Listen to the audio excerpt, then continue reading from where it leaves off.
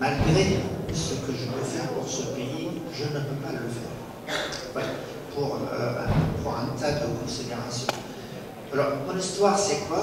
Mon histoire, c'est je suis bédouin de Syrie.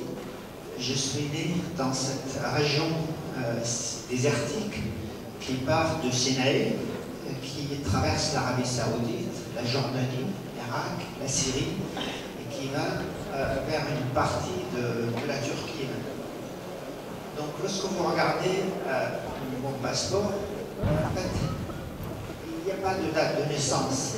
Donc, vous savez, le bédouin, la Syrie, et c'est péjoratif, comme disent les Arabes, c'est l'arabe de l'arabe. Donc, le bédouin, finalement, c'est l'arabe de l'arabe, en quelque sorte, et c'est une image péjorative. Je suis né d'une seconde, je suis le second d'une seconde femme qui a été répudiée par son mari, et mon frère aîné a été très vite maltraité et tué par le père.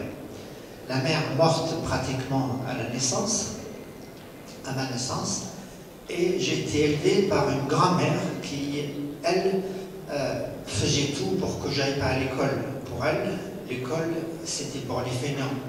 La vraie vie, c'est la vie du berger. Donc, j'ai grandi, je suis tombé dans cet univers-là. Intuitivement, j'avais 5 ans. Intuitivement, à 5 ans, on ne raisonne pas. C'est de l'intuition. Très vite, j'ai compris que ma seule porte de sortie, finalement, ça allait être l'école. C'est pas le père, parce qu'il n'en voulait pas. C'est pas la grand-mère, c'est pas la mère, elle n'est plus là. Donc, très vite, j'ai été à l'école, mais l'école pour les bédouins qui voyagent au gré des pâturages, donc de la pluie. Eh bien, j'ai jamais fait une scolarité d'une année complète en Syrie. Donc, c'était des bouts de scolarité, quelques semaines par-ci, quelques semaines par-là, etc. Vous savez et je raccourcis l'histoire parce que notre charmant présentateur il me dit il ne reste plus beaucoup de temps, donc je vais essayer de faire le plus court possible. Donc, vous savez qu'en Syrie, il y a l'équivalent de 12 départements français. Et cette année-là, eh bien, le ministre de l'Éducation nationale a décidé que le premier de chaque département au baccalauréat, eh bien, lui donnerait une bourse d'études supérieures. Et puis, on nous a réunis, il y avait un repas, il y avait une réception, il y avait la presse, et il vient vers moi et il me dit « Qu'est-ce que tu veux faire ?» Et je lui dis « Écoutez, je souhaite faire pilote de chasse. » Pas de problème de secours qui a suivi cette annonce. Tu as ton passeport, tu as ton visa, et tu vas à Kiev. Kiev parce que c'est les écoles militaires de l'ex-Union soviétique. Sauf que quelques jours avant de partir en Union soviétique, on m'appelle, on me dit, mais finalement tu ne peux plus aller à l'Union soviétique, l'université est complète, il n'y a plus de place. Mais je leur ai dit, mais qu'est-ce que vous allez faire de moi finalement? Et là la réponse a été, ben, écoute, tu as 3 possibilités. La première possibilité, c'est que tu suis un cursus pour être prof à l'université d'Alep. Deuxième possibilité, tu vas aller au Caire faire médecin. Ou alors, regarde, on a un peu d'accord avec la France, et puis tu vas aller en France, tu vas apprendre le français, et puis tu verras bien, tu trouveras bien quelque chose à faire là-bas. Donc c'est comme ça que j'ai atterri dans ce pays qui s'appelle la France, avec, savez-vous, vous le savez sûrement, la Syrie n'a pas de véritable histoire de la France. Nous sommes tous arabes, et le monde arabe c'est assez grand, ça part de l'Atlantique au Golfe arabique, au Persique. Les Perses disent que c'est le Golfe Persique, nous on dit que c'est le Golfe arabique. Donc c'est assez large. Donc la Syrie a toujours été tournée vers l'Union soviétique, la Russie aujourd'hui. Donc on ne parle pas français. On n'a pas cette culture française qui est contrairement à ce qui se passe ici, où vous avez une histoire assez longue, d'ailleurs pénible dans certaines parties de cette histoire a été pénible pour vous. Donc, j'arrive à Montpellier, apprentissage de français, parce que voilà, on parle un peu russe, on parle un peu anglais, mais sûrement pas français. Donc c'est comme ça que j'ai commencé ma vie dans cette ville de Montpellier, dans le sud de la France. C'est comme ça que j'ai appris le français, c'est comme ça que j'ai fait un premier cycle d'études supérieures, jusqu'à obtenir un doctorat en informatique. Voilà, donc j'ai une formation technique. Suite à ça, j'ai travaillé un an chez Thomson, c'est l'électronique militaire, un an chez Alcatel, ça s'appelait à l'époque la Compagnie Générale d'Électricité, donc les centraux téléphoniques.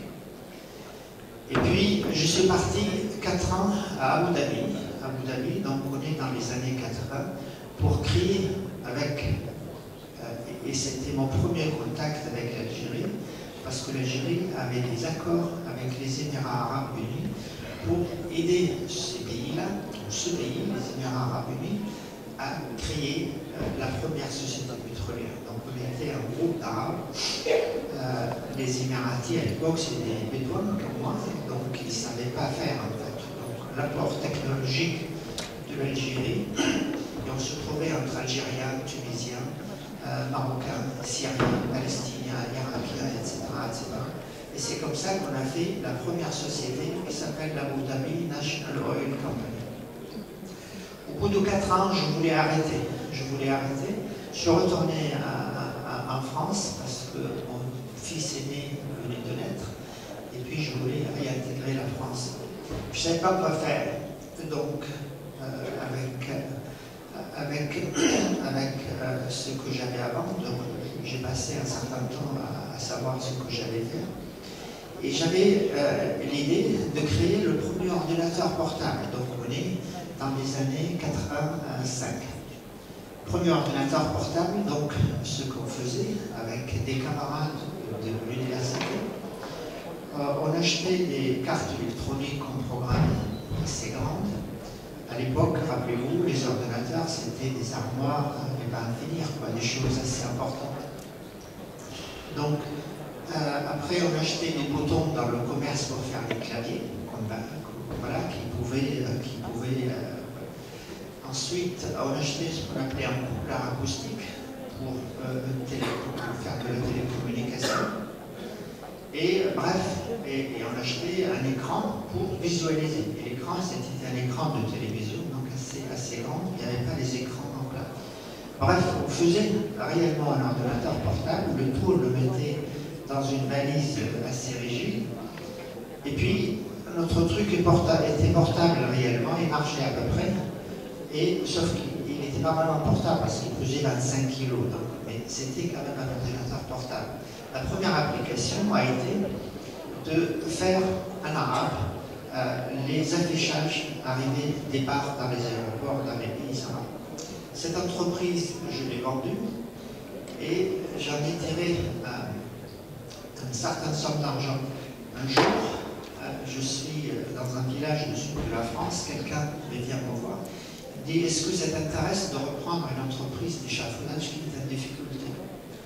C'était la première fois que j'entends le mot échafaudage. Je ne savais pas ce que ça voulait dire. J'ai repris cette entreprise, là aussi je vais aller très vite. Cette entreprise qui était en faillite, je l'ai redressée, elle a gagné de l'argent, elle a permis d'acheter une seconde société, une troisième, une quatrième, une cinquième, jusqu'aujourd'hui, où le groupe Altrad compte une centaine de filiales dans le monde. Donc c'est le leader mondial de l'échafaudage. Alors, je ne vous ai pas raconté qu'en cours de route, j'ai un choix un certain nombre d'autres produits au groupe Altrad, tels que les bétonniers. Le groupe Altrad est également le leader mondial de la bétonnière. Il est le leader mondial dans un certain nombre d'autres produits qui intéressent la construction. C'est un groupe qui fait, cette année, on a un exercice fiscal à fin août, septembre à août, qui va faire 850 millions de chiffre d'affaires. Voilà, donc c'est un groupe respecté, respectable, non contesté, non contestable. Voilà, donc voilà l'œuvre d'une vie qui, j'ai oublié de dire qu'on est à peu près 10 000 personnes dans le groupe Altrad. Alors le groupe Altrad, je vous ai dit, c'est une centaine de filiales dans le monde, il n'y a que le tiers en France. Le reste, c'est à l'international. Donc nous sommes, l'année passée, nous avons fait des facturations dans une centaine de pays. Le groupe Altrad, pour un groupe industriel, il a 1 million de clients dans le monde. Il n'y a pas un seul client qui représente plus que très peu de choses en termes de chiffre d'affaires. C'est probablement, et ce sont les statistiques qui sortent en France, c'est le groupe le plus performant, toute proportion gardée. Lorsque vous faites des ratios, je sais que les assureurs font des ratios, les banques aussi. Capitaux investis, c'est sur retour, la partie retour sur investissement, capitaux propres sur dette, rentabilité sur chiffre d'affaires, ainsi de suite, un certain nombre. Donc c'est un groupe qui a une croissance de 20% en moyenne depuis 28 ans, depuis sa création. Donc ça a attiré l'intérêt du gouvernement français et l'État français est actionnaire chez Altrad à hauteur de 10%. Vous avez encore 10% pour les 4 plus grandes banques françaises. Alors voilà mon aventure de chef d'entreprise. Je ne me suis pas contenté de faire ça. Très vite, j'ai beaucoup souffert de la langue française parce que c'est pas ma langue. C'est quelque chose qui me rebutait. Donc j'ai cherché à écrire. Et j'ai écrit un premier ouvrage de gestion qui est sorti en 1990. 2 ans après, j'en ai sorti un autre. Ça parle de l'entreprise, comment on crée un groupe, comment on le développe, comment on le finance, comment on communique. Le second ouvrage concerne le chef d'entreprise. Qu'est-ce qu'un chef d'entreprise doit savoir? Savoir communiquer, savoir dialoguer avec les autres, savoir s'entourer, savoir motiver, savoir être bien dans sa peau, physiquement, pour pouvoir continuer son aventure. Et enfin, un dernier ouvrage qui est sorti autour de la motivation des hommes. Et enfin, j'ai arrêté cet exercice pour écrire des romans. Le premier roman est sorti en 2002. Il s'appelle Badawi. Badawi, c'est le bénin. Ce que je suis, ce que je suis resté, eh bien, c'est un roman autobiographique, assez largement autobiographique, qui raconte ma vie. Mon histoire, celle que je viens de vous expliquer. Ce livre vient d'être sélectionné en 2012 par l'Éducation nationale pour être une lecture obligatoire dans tous les lycées et collèges de France. Donc c'est quelque chose Alors, et j'avais demandé à l'Éducation nationale, mais qu'est-ce qui vous intéresse dans ce texte, sachant qu'il est sorti en 2002, donc il y a 11 ans. Eh bien, ils m'ont dit il y a 2 choses, ou il y a 3 choses plutôt. La première chose, c'est que les mots sont simples, les phrases sont courtes, les mots sont simples parce qu'on n'a pas besoin d'aller chercher dans un dictionnaire le sens de tel ou tel mot. Les phrases sont courtes. Pourquoi les phrases sont courtes? Mais parce que lorsque vous avez une vie comme la mienne, où il y a eu plein d'endroits où j'aurais pu mourir, il y a eu des jours, et des jours, des jours, des mois, des années, vous vous levez le matin et vous ne savez pas ce que vous allez à manger, ni le jour d'après. Eh bien, ça vous confère une sagesse qui est absolument importante. De dire, la richesse, la gloire, c'est quelque chose de relatif.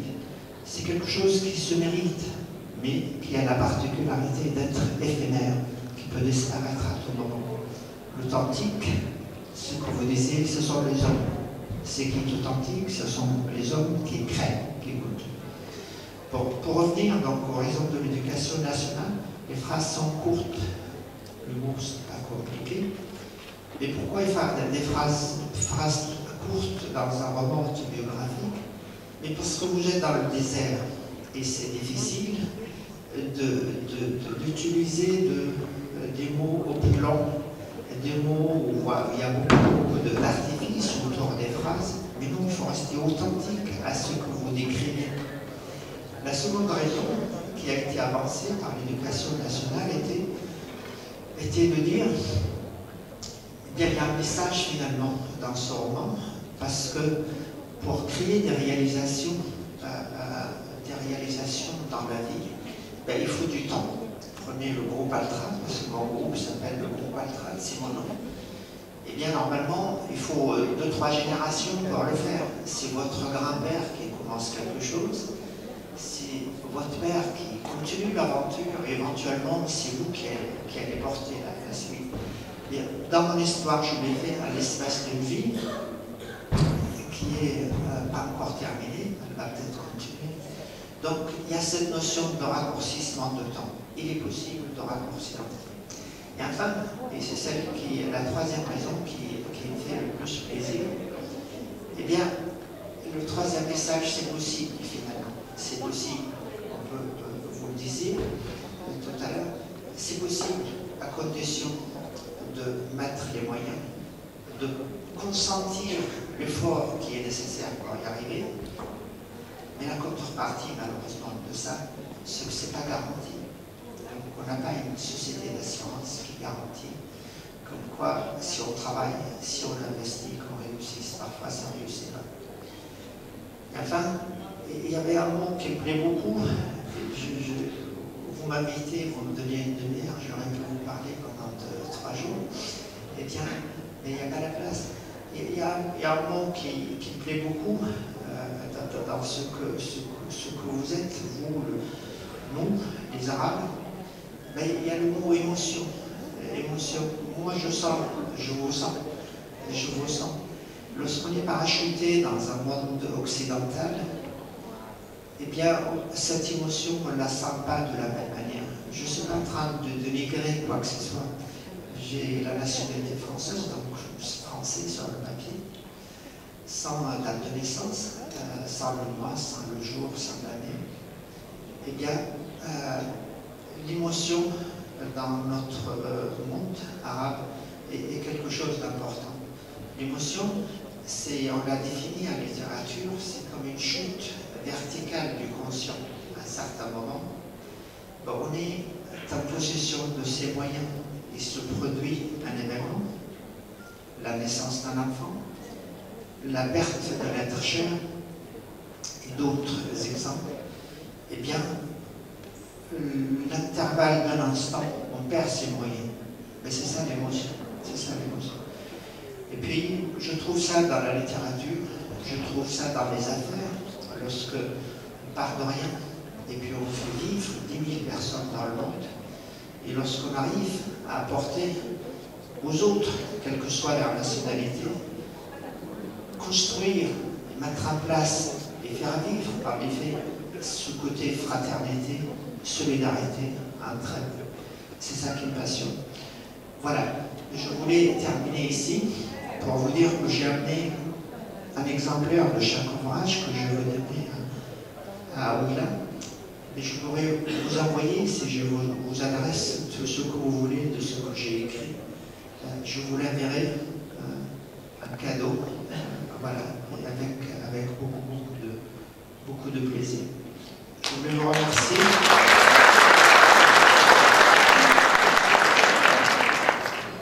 Je voulais vous remercier, Monsieur le Nour, de m'avoir venu me chercher à l'aéroport. J'ai été extrêmement sensible à ça. Et bien voilà, votre accueil a été chaleureux. À toi, William, qui a tout fait pour me faire venir, parce que, encore une fois, je ne savais pas ce que j'allais faire ici. Et voilà, je suis ravi d'être avec vous. Et puis, je salue également mes partenaires de Bâtiment, Omar et Zegan. Voilà. Merci beaucoup et à une prochaine fois.